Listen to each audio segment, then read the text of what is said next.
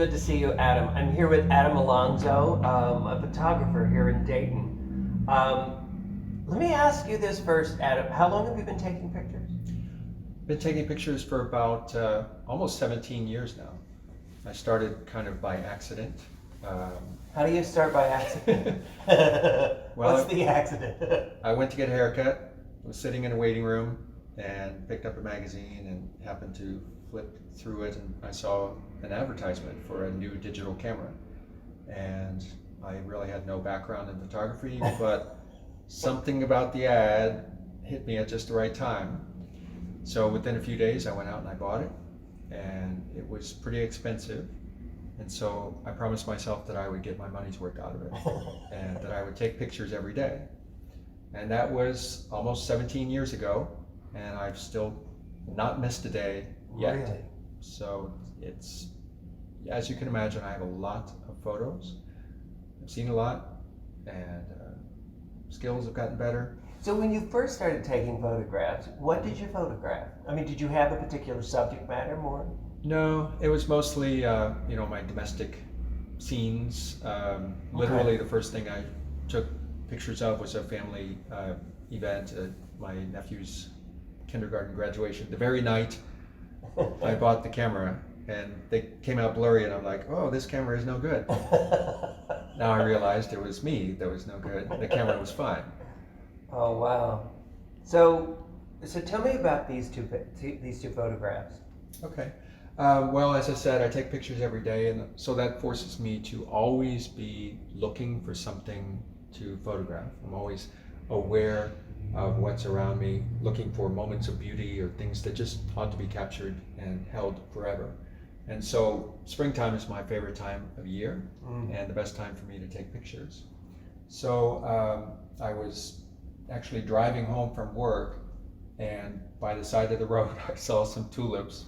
I parked the car, got out of the car, and had my camera with me, and just framed up this shot in such a way that this one seems to be like the hero of the shot. Yeah. When people take pictures of flowers or flower beds, I always tell them, look for the hero flower.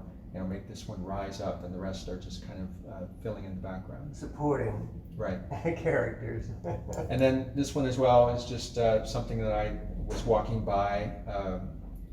There's a tree in the Oregon district that is actually, I'm about as tall as the tree. And so I can shoot down as it's blooming. And it does so, every spring. And with the tulips and the dogwood blossoms, they're so brief.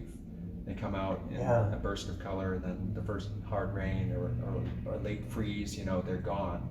Yeah. So during the spring, I'm always looking for that perfect time when they reach their peak before they go away so quickly. So, what do you find that these are beautiful, but what do you find that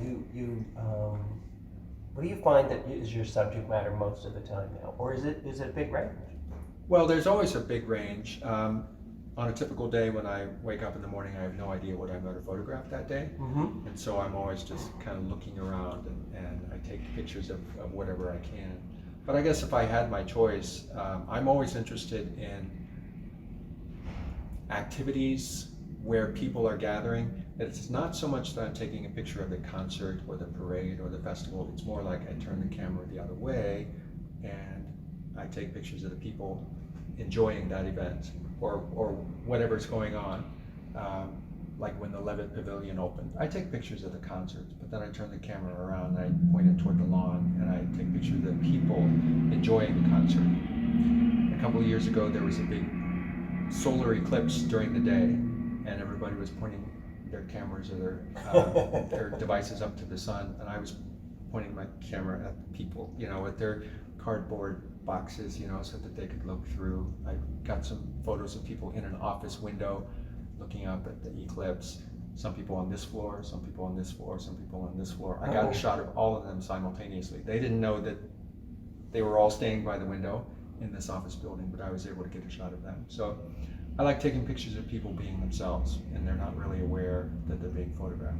So for those of us, as we're roaming around Dayton, we may find ourselves the subject of one of your photographs, whether we know it or not, right?